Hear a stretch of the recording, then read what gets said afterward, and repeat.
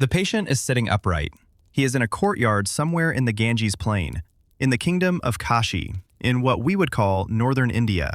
The year is approximately 600 BCE. Around him, the air smells of turmeric and clarified butter, and something sharper, an antiseptic solution made from sesame oil and bark. The surgeon examines his face. The nose has been destroyed, amputated as a punishment, a common practice in this era, one of the crueler currencies of power. The surgeon has seen this before. He has a method. He takes a leaf, a peepal leaf, the sacred fig, and holds it against the cheek. He traces its outline. He cuts along the traced lines, carefully, lifting a flap of skin from the cheek while leaving one edge attached. He folds it upward, over the wound where the nose was. He inserts 2 small tubes of wood into the nostrils to maintain their shape as the tissue heals. He stitches the edges closed. He powders the wound with licorice and red sandalwood and barberry. Then he waits. The skin takes. The nose heals. The tubes are removed. The patient goes home with a face. This procedure, rhinoplasty, the surgical reconstruction of the nose, will not appear in European medical literature for another 2,000 years. When Italian surgeons begin performing it in the 1400s, they will be celebrated as innovators. When British surgeons encounter it being performed in India in the 1790s and publish a description in a London medical journal, they will marvel at the technique as though discovering something new. It was not new. It was ancient. And it was only one of hundreds of procedures described in a text that most of the world has never heard of. There is a version of the history of medicine that goes like this. The ancient Greeks invented rational medicine, the Romans spread it, the Middle Ages nearly lost it, and then the Renaissance and the Scientific Revolution rebuilt it into the system we know today. Every hospital, every medical school, every textbook traces itself back to Hippocrates and Galen, to the universities of Bologna and Padua, to Harvey and Vesalius and Pasteur. That story is true. It is also catastrophically incomplete. Because while Hippocrates was teaching on the Greek island of Kos, while Galen was performing dissections in Pergamon, there were other doctors in other parts of the world who had already gone further, who had built systems of medical knowledge that were, in crucial respects, more sophisticated than anything Europe would produce for 1,000 years after them. They worked in the river valleys of the Indian subcontinent and along the Yellow River in China. They wrote their findings down. They trained students. Their knowledge was copied, transmitted, translated, preserved. And then, through a combination of geography, politics, colonial violence, and sheer intellectual arrogance, it was set aside.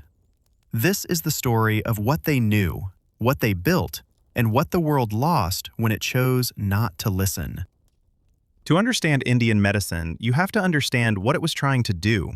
The oldest Indian medical knowledge is embedded in the Vedas, the ancient Sanskrit texts that form the foundation of Hindu thought, composed between roughly 1500 and 1000 BCE. The Atharva Veda, the fourth Veda, contains the earliest systematic descriptions of disease and healing, incantations against fever, against parasites, against madness, prayers to plants with medicinal properties, descriptions of the body that are part magical, part anatomical, entirely serious in their attempt to understand what human health actually is. This is not superstition as dismissal. This is the earliest form of a question that medicine has never stopped asking. What is the relationship between the body and the forces, seen and unseen, that act upon it? By approximately 600 BCE, Indian medicine had developed into a formal system called Ayurveda, a Sanskrit compound meaning roughly the knowledge of life. And Ayurveda rested on a theory of the body that, in its own idiom, was as rigorous as anything the Greeks would produce. The theory centered on 3 forces, called doshas, that governed the body's functioning. Vata, associated with movement and the nervous system, Pitta, associated with transformation, digestion, and metabolism, Kapha, associated with structure, stability, and fluid balance. Every person had a unique constitution, a particular ratio of these 3 forces that defined their natural state of health. Disease in this framework was not invasion from outside, but imbalance within. The goal of medicine was restoration, bringing the doshas back into their proper proportion. Now, this is not modern biochemistry. But here is what it is. It is a systemic theory of health, one that asks not just what is wrong, but what is the underlying pattern that is broken down. It is a model that insists on individual variation, that recognizes that different people respond differently to the same illness, the same treatment. It is a framework that integrates diet, sleep, emotional state, and seasonal change into its understanding of health. In 600 BCE, the Greeks were still mostly attributing disease to divine displeasure. The Ayurvedic physicians were asking, what is the patient's constitution? What has changed in their diet? What season are we in? This is not a primitive approach. It is a different approach, one that has been confirmed in fragmented ways by modern personalized medicine, by psychoneuroimmunology, by the growing recognition that treating disease requires treating the whole person. And it is the philosophical foundation on which one of the most astonishing medical texts ever written would be built. His name was Sushruta. We don't know exactly when he lived, somewhere between the 6th and 3rd centuries BCE almost certainly. We don't know what he looked like. We have no portrait, no coin bearing his image, no tomb. What we have is his book. The Sushruta Samhita is one of the most extraordinary documents in the history of human knowledge. It is a treatise on surgery, comprehensive, systematic, and, in its core insights, shockingly modern. It describes the human body with a detail and accuracy that Western medicine would not match until the Renaissance, and it describes surgical procedures that would not appear in European medicine until the 18th and 19th centuries. Let the numbers speak first. The Sushruta Samhita describes more than 300 distinct surgical procedures. It catalogs 120 surgical instruments, including scalpels, scissors, forceps, specula, probes, and syringes, many of which bear a striking resemblance to instruments still in use today. It classifies wounds into 6 types. It describes the properties of 700 medicinal plants. It includes detailed instructions for surgical training. Sushruta recommended that students practice incision on watermelons, probing on hollow bamboo reeds, and suturing on leather pads before ever approaching a human body. But numbers alone don't capture what Sushruta understood. He understood anatomy, not Galenic anatomy, built from animal dissection and assumption, actual human anatomy, derived from careful, systematic observation of the human body.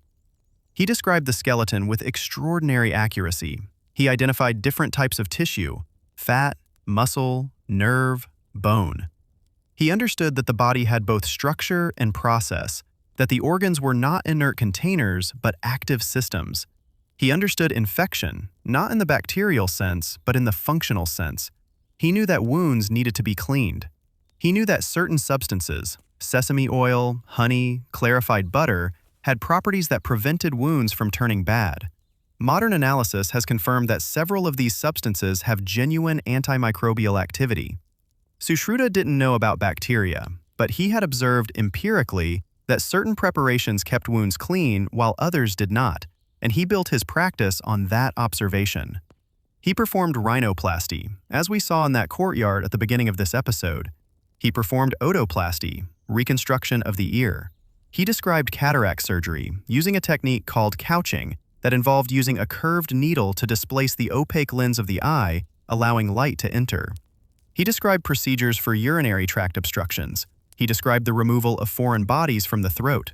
He described fracture management, including traction and splinting techniques that align with modern orthopedic principles. He described what we now recognize as a cesarean section, a procedure for delivering an infant when the mother has died in labor to attempt to save the child. He described, in one of the most striking passages in the entire text, a procedure for intestinal anastomosis, joining 2 sections of bowel after removing a damaged segment. This procedure was not performed in Europe until the late 19th century. And woven through all of this technical instruction is a philosophy of surgery that sounds, in its essential spirit, entirely contemporary. Sushruta believed that a surgeon needed both technical skill and compassion. He wrote that the physician who lacks compassion is like a bird without wings, capable of the form of medicine, but not its substance. He wrote about the psychological state of the patient, about the importance of preparing the patient mentally as well as physically. He was, in the most meaningful sense of the word, a scientist, someone who based his practice on observation, who trained his students systematically, who wrote down what he found so that others could build on it. And then his knowledge traveled. The Sushruta Samhita was translated into Arabic in the 8th century, during the height of the Islamic Golden Age, when scholars in Baghdad were systematically translating the great knowledge traditions of the ancient world. Arab physicians read Sushruta. They incorporated his techniques. Some of his surgical insights passed, through Arabic texts, into medieval European medicine. Though often without attribution, without acknowledgement, without anyone in Europe knowing where these ideas had originated. And then the Arabic translations stopped circulating in Europe. Latin scholars focused on Galen and Avicenna. Sushruta's name disappeared from European medical discourse for centuries. In India, under the weight of Mughal rule and then British colonialism, Ayurvedic practice was increasingly marginalized. In the 1830s, British colonial administrators began a systematic policy of replacing traditional Indian medicine with European medicine in Indian institutions. Medical schools in Calcutta and Bombay taught Galen and Harvey, not Sushruta and Charaka. The ancient texts were dismissed as folklore. A system that had been developing for over 2,000 years was, in the space of a few decades, officially written off. The wound that left, in Indian medical culture, in the history of global medicine, has never fully closed. 8,000 miles from the Ganges Plain, another civilization was asking the same questions. The Yellow Emperor's classic of medicine, Huangdi Neijing, is the foundational text of Chinese medicine. Attributed by tradition to the legendary Emperor Huangdi, it was almost certainly compiled by multiple authors over several centuries, reaching its current form around 300 BCE, though it incorporates knowledge that is older still. It is not a medical manual in the Western sense. It is not a list of diseases and treatments, a catalog of drugs, a set of surgical procedures. It is something more fundamental and more strange, a theory of what the body is. The Neijing presents the human body as a microcosm, a smaller version of the larger world, governed by the same forces that govern nature. The fundamental concept is qi, often translated as vital energy or life force, though neither translation fully captures what the text means. Qi is not a mystical substance. In the Neijing's framework, qi is the animating principle of all processes. It is what makes metabolism, metabolism, what makes circulation, circulation, what makes thought, thought. When qi flows freely, the body is healthy. When qi is blocked, depleted, or misdirected, disease follows. Qi flows through the body along channels, called meridians, that connect the organs, the surface of the body, and the extremities in a complex interconnected network. There are 12 primary meridians, each associated with a particular organ system. There are hundreds of specific points along these meridians where the flow of qi can be influenced from outside the body. This is the theoretical foundation of acupuncture, and it is where Western medicine, historically, has dismissed Chinese medicine most readily, because there is no anatomical structure that corresponds to the meridian system. You cannot cut open a body and find a meridian. The channels don't exist in the way that arteries and nerves exist. But before that dismissal settles, it is worth pausing on what the Neijing got empirically right. The Neijing physicians developed a diagnostic method built around pulse reading, palpating the radial pulse at the wrist at multiple positions, with multiple degrees of pressure, to assess the state of different organ systems. They distinguished at least 28 different pulse qualities. They were using the pulse to diagnose internal states 1,500 years before William Harvey explained what the pulse actually was. The Neijing describes the circulation of blood and qi through the body, not with Harvey's mechanical precision, but with a recognition that something moves continuously through the body in a closed circuit. The text contains this line: "The blood current flows continuously in a circle and never stops." It was written around 300 BCE. Harvey made the Western medical world accept this idea in 1628. The Neijing understood that emotional states affect physical health, that grief, anger, fear, and worry had specific physiological effects on specific organs, that chronic stress was a cause of illness. Modern psychoneuroimmunology has confirmed the mechanisms of this. The Neijing physicians had no mechanisms, but they had the observation, which is where all medicine begins. They understood that different seasons require different dietary and behavioral adjustments, that the liver behaves differently in spring than in autumn, that the kidneys are more vulnerable in winter.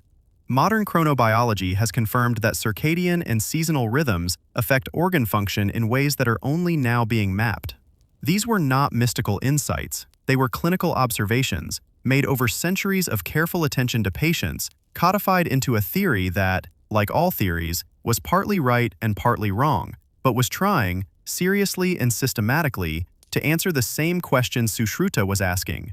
What is a healthy body, and how do you restore it when it breaks? Let us talk about acupuncture directly. Because it is the element of Chinese medicine that has attracted the most derision from Western scientists, and the most credulous overclaiming from its proponents, and the most confused evidence from actual clinical research, and it deserves a clearer account than it usually receives. The practice of inserting fine needles into specific points on the body to treat illness is described in the Neijing and in later texts with extraordinary specificity. There are 365 classical acupuncture points, later expanded to over 2,000 in various traditions. Each point has specific indications, conditions for which stimulating that point is believed to be therapeutic. The relationship between points and conditions is not random. It follows the logic of the meridian system, of organ relationships, of the body conceived as an interconnected whole. What has modern research confirmed? Acupuncture produces measurable neurological effects. Stimulation of acupuncture points activates specific pathways in the nervous system, triggers the release of endorphins and other neuropeptides, modulates the activity of the autonomic nervous system, and produces changes in brain activity that can be measured by fMRI. These are not placebo effects, or rather, they are not only placebo effects. There is a physiological response to needle insertion at these specific points that is distinct from needle insertion elsewhere. Clinical trials have shown acupuncture to be more effective than no treatment or sham treatment for several specific conditions, particularly chronic pain, including lower back pain, neck pain, osteoarthritis, and headache. The World Health Organization, as of its 2003 review, recognized acupuncture as having demonstrated effectiveness for over 24 conditions. What research has not confirmed is the classical theoretical framework, the meridians, the qi, the organ relationships of the Neijing. You cannot needle the kidney meridian and expect it to affect the physical kidney in any straightforward way. The mechanisms of acupuncture's effects, to the extent they have been mapped, run through the nervous system and the brain, not through the classical channels. This is not a contradiction that should surprise us. The classical framework was a model, the best model available with 300 BCE technology to explain observed clinical effects. The model was wrong in its details. The observations it was built on were real. This is, incidentally, the same situation we find with humoral theory. Galen's theory of the four humors, blood, phlegm, yellow bile, black bile, is completely wrong as a biochemical description of the body. But the clinical observations it was built on, that fever is associated with inflammation, that depression is associated with something different from mania, that diet affects health, were real. The model was wrong. The observations survived. Chinese medicine made a similar bargain, and it has paid the price of that bargain. Because the theoretical framework is wrong, the entire system gets dismissed, including the observations that are right. Now, Li Shizhen. Born in 1518 in Hubei province, Li Shizhen spent 27 years, from age 35 to age 61, writing the most comprehensive pharmacopoeia in the history of medicine. The Ben Chao Gong Mu, the Compendium of Materia Medica, was published in 1596, 5 years after his death. It contains descriptions of 1,892 medicinal substances, including 1,094 plants, 444 animal substances, and 275 minerals. It describes 11,096 prescriptions. To put that in context, John Gerard's Herbal, published in England in 1597, 1 year after the Ben Chao, described approximately 1,800 plants, and was considered the most comprehensive botanical work in European history. Li Shizhen's work was an order of magnitude larger, more systematic, more rigorously tested. He personally tasted many of the substances he described to verify their properties. He cross-referenced earlier texts and noted where they contradicted each other. He classified substances by their properties rather than their traditional categories, anticipating the systematic approach to classification that would not appear in Western botany until Linnaeus, 150 years later. The Ben Chao Gong Mu was translated into Japanese in the 17th century, into Latin in the 18th century. European botanists and natural historians read it and cited it. Darwin referenced it in The Variation of Animals and Plants Under Domestication. And yet Li Shizhen does not appear in Western medical history as a founding figure. His name is not in the standard medical school curriculum. His work is not cited alongside Vesalius and Harvey as foundational to the modern understanding of medicine. This is not because his contribution was smaller.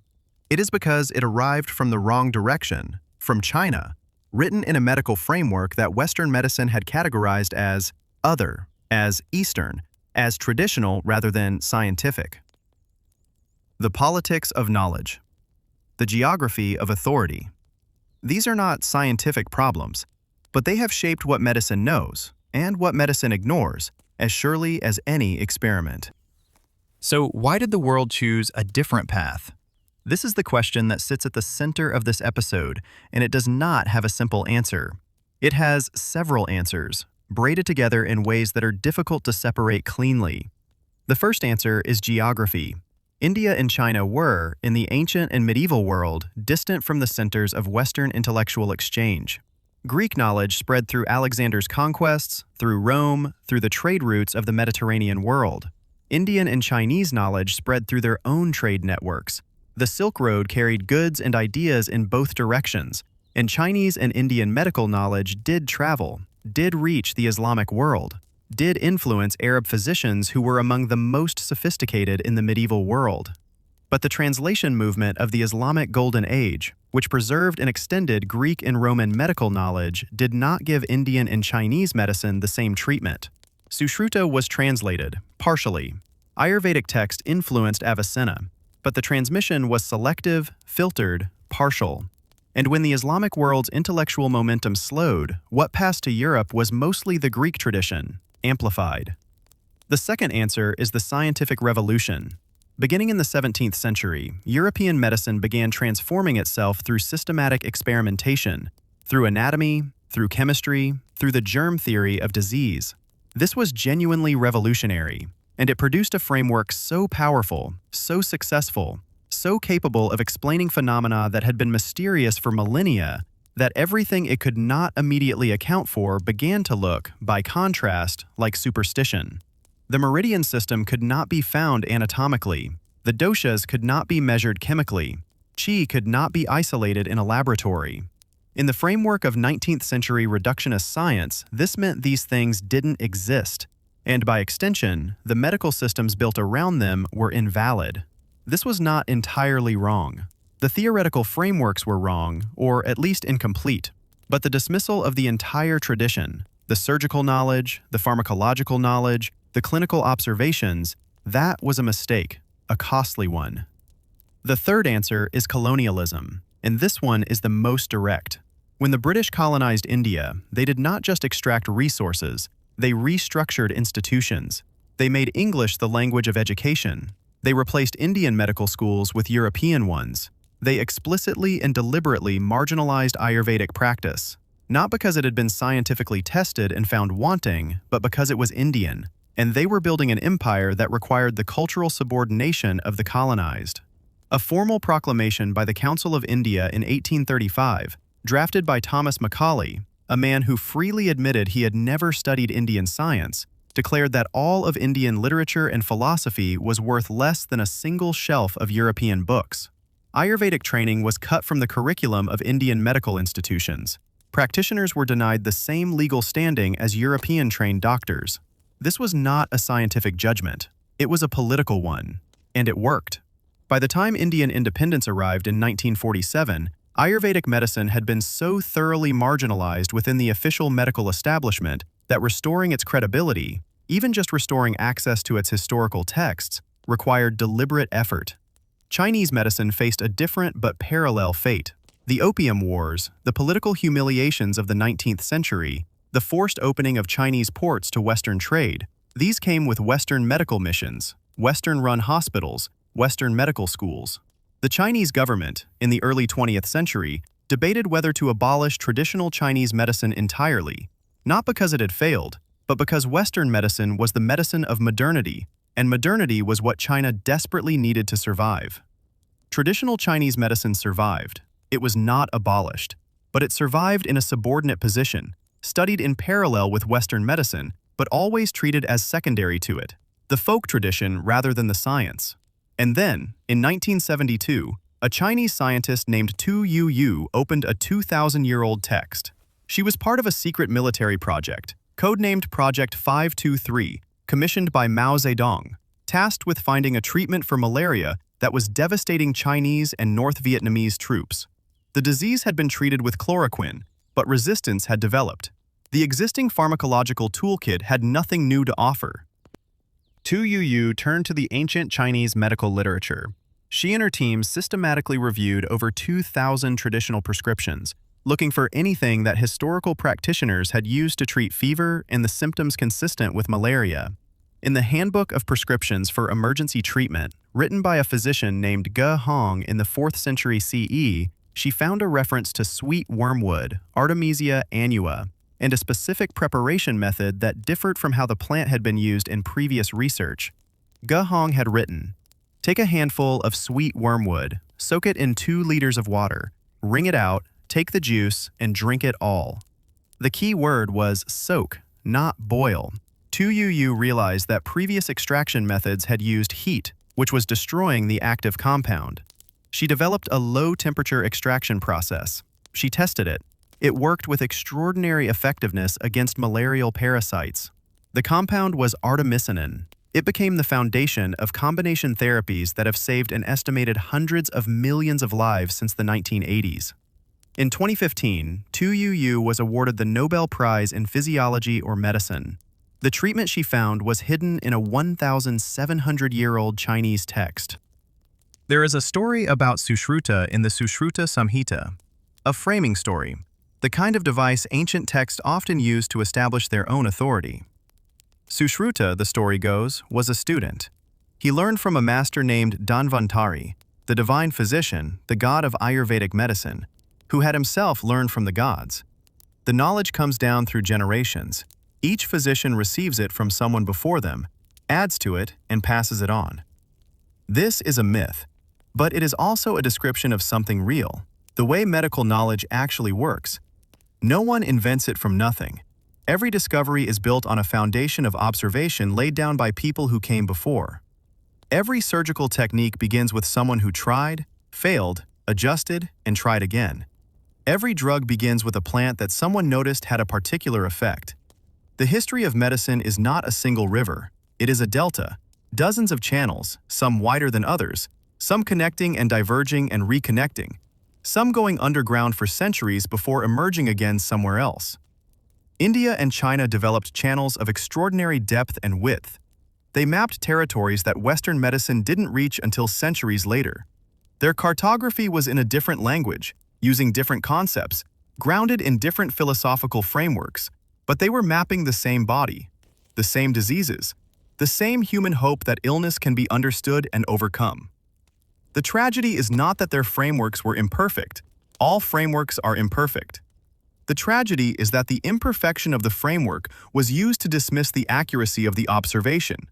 That Western medicine, in its moment of greatest confidence, concluded that it had found the one true method, and everything else was superstition. It hadn't. It never does. No tradition ever will. Because the body is more complex than any model. And the history of medicine is the history of getting less wrong, slowly, painfully, generation by generation. 2,500 years ago, in a courtyard in the Ganges Plain, a surgeon reconstructed a human nose from a flap of living skin, using techniques that would not appear in Europe for 2 millennia. He didn't do it because a god told him to. He did it because he had seen it work, because a teacher had shown him, and that teacher had been shown by someone else. And somewhere at the beginning of that chain was a person who had simply tried, and watched, and written down what they saw. The river is still running. We are still learning to drink from it.